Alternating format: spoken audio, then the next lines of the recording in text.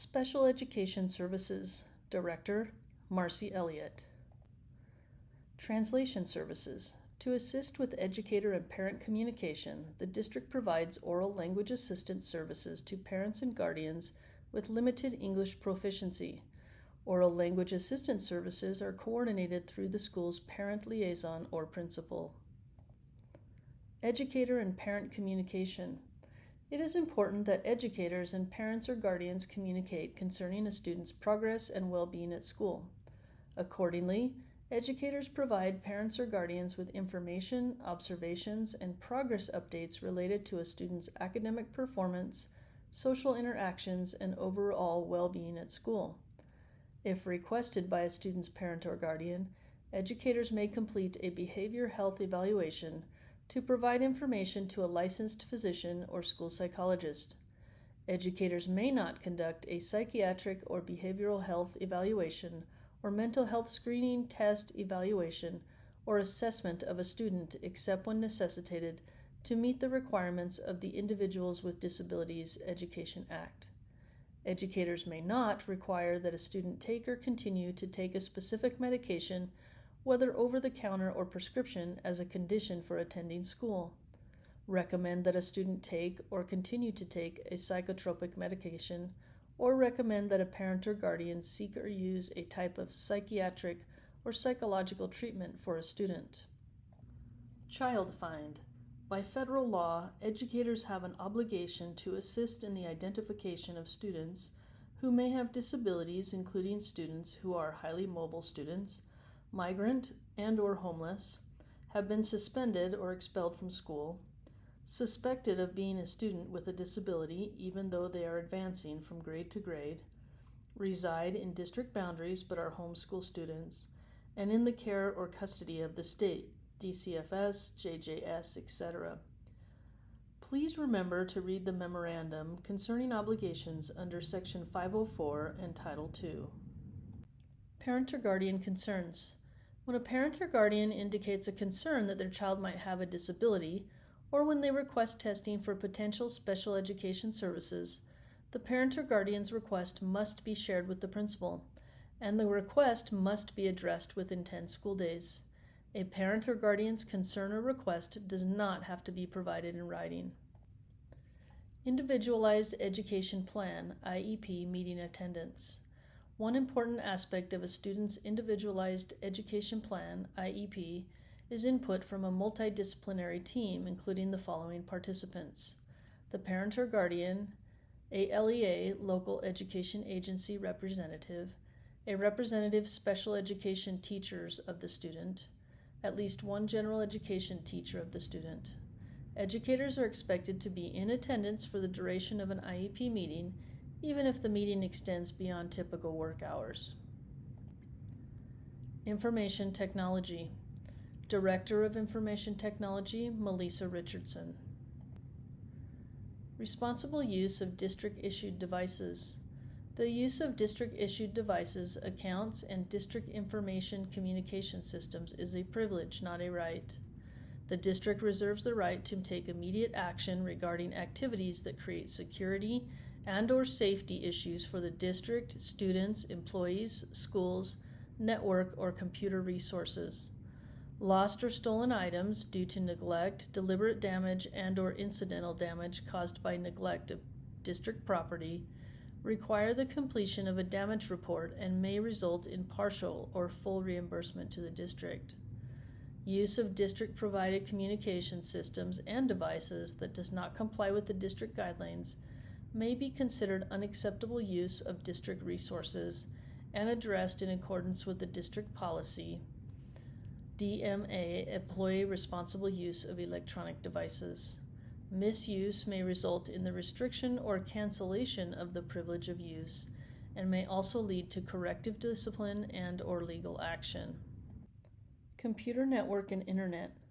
Educators are required to follow district policies for information and communication systems. By using the district's network, all users have agreed to comply with district policies regardless of the physical location of the user. Users should have no expectation of privacy regarding their use of district property, network, and/or internet access or files, including email. The district reserves the right to monitor all users' online activities and access, review, copy, and store or delete any electronic communication or files and disclose them to others as the district deems necessary. The use of district-provided communication systems, including building and district-level announce lists, are provided as a resource to district employees and are to be used appropriately. Inappropriate use of network and internet. Inappropriate use of district-provided communication systems includes the transmission of messages that erode public trust in district employees or the district organization, are contrary to the interests of the district, and promote a specific professional association or a specific political party or platform. Other inappropriate activities include, but are not limited to, violating any state or federal law or municipal ordinance, such as accessing or transmitting pornography of any kind, obscene depictions, materials that encourage others to violate the law, circumventing or attempting to circumvent the district's content filtering systems, conducting for-profit business activities and/or engaging in non-government related fundraising or public relations activities such as solicitation for religious purposes or lobbying for personal political purposes, using another's account passwords or identifiers, or interfering with others' users' ability to access their accounts, accessing, transmitting, or downloading large files in a way that will inhibit use or affect the performance of district information and communication. If you are uncertain about whether a particular use or activity is responsible or appropriate, please consult with your principal. Software purchasing. Software or apps for use on the district network or with students require prior approval by the Information Technology Department. Software and apps for individual use may be purchased and installed by users as long as they do not violate responsible use agreement expectations. Purchased software and apps cannot inhibit the use of information and communication systems. They must comply with all aspects of district policy. Data privacy agreements. Logan City School District educators must ensure that all software, apps, websites, and programs used in their schools and classrooms meet district policy and Utah state law concerning student data privacy. Any software, app, website, or program that shares student data must have a signed, legally binding data privacy agreement in place with the district before use. A library of approved programs can be viewed on the district website, and you may request access to a new program by submitting a help desk request for review. Business Department. Business Administrator, Jeff Barbin. Cash handling. Monies that support public education are public funds. Policies and procedures exist to ensure that the handling of public funds promotes both public trust and the effective management of the funds. These policies and procedures include: all staff shall comply with all applicable state and federal laws and district policies and procedures for the handling of cash receipts. Educators shall not open bank accounts or charge accounts outside of the control of the district for the receiving or expending of public funds associated with district-sponsored activities, including Venmo accounts. All funds, cash, checks, credit cards, etc., should be immediately receipted. All receipting of funds should be done in an approved location through the assigned school secretary and be secured at all times. No receipting should take place in the classroom or in unapproved off-site locations. Checks for school activities should not be made payable to an employee, a specific department, or a program, and school funds should never be commingled with an employee's personal funds. Employees should never create a situation where they are personally reimbursed by students for school-related expenses the employee has incurred. Donations and fundraisers. Although the basic school program is funded through local tax dollars, fundraising activities may be allowed to support supplemental opportunities for students. All fundraising efforts must comply with the provisions in district policy and state law. These provisions include: all fundraising efforts must be approved by the building principal. Third-party or online fundraising, i.e. GoFundMe, etc., is not permitted.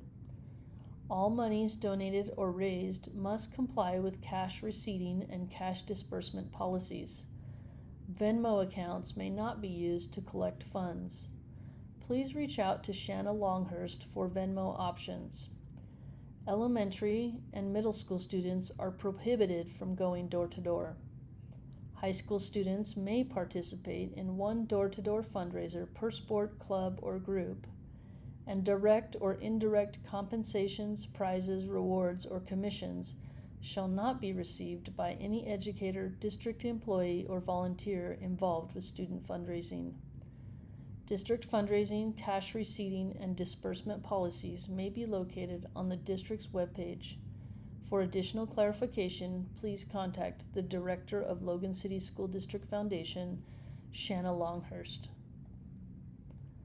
Procurement. During the normal performance of their duties, educators may be involved in the procurement process. When involved in procurement, educators may receive or accept from a potential or approved vendor the following: an occasional non-monetary gift having a value not in excess of $50, an award publicly presented in recognition of public services, a bona fide loan made in the ordinary course of business, and a political campaign contribution. Defensive driver training. Educators who drive a district vehicle or who are reimbursed for mileage must pass the state defensive driver training course.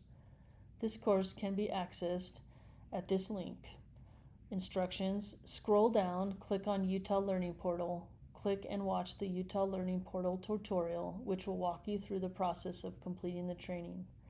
After completing the course, the educator prints a certificate of completion and submits it to the building secretary.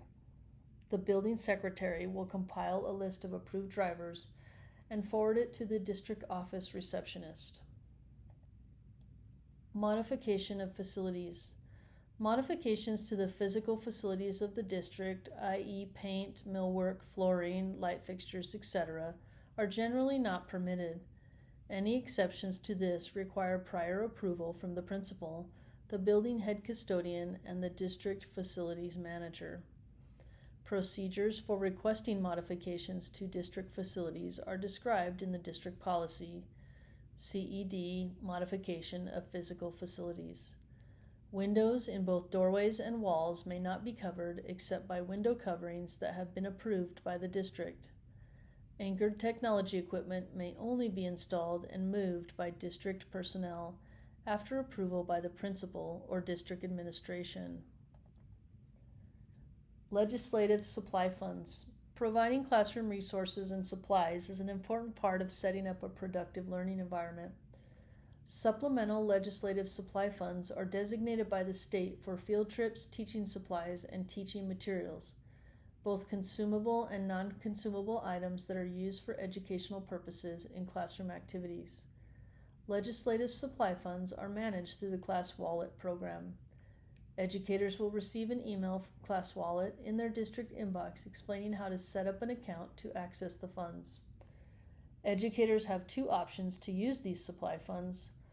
1. Online spending through Class Wallet vendors, and 2. Reimbursement through direct deposit. Requests for reimbursement for expenditures that do not reflect the state's criteria for these funds may be denied. Additional questions pertaining to utilization and reimbursement of these funds can be addressed with Tracy Johnson. Private but public education-related activities. Educators may participate in a private but public education-related activity if the activity is separate and distinct from their school employment and does not interfere with the performance of the educator's job. Public education-related activities include, but are not limited to, tutoring, lessons, clinics, camps, and travel opportunities. Promoting private services or activities. When promoting private services and/or activities, an educator may offer public education-related services, programs, or activities to students provided they are not advertised or promoted consistent with district policy and not during school time.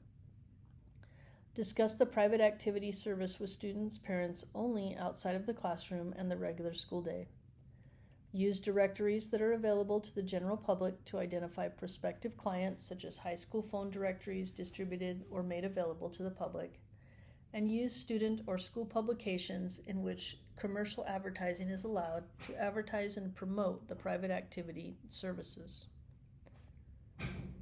Promoting private services or activities. When promoting private services and/or activities, an educator may not contact students at school, use education records or information obtained through employment with the district unless the records or information have been made available to the general public.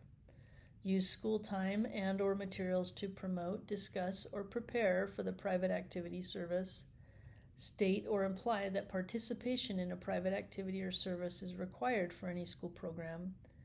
Give or withhold credit based on participation in the private activity or service, including but not limited to clinics, camps, private programs, or travel activities that are not equally and freely available to all students.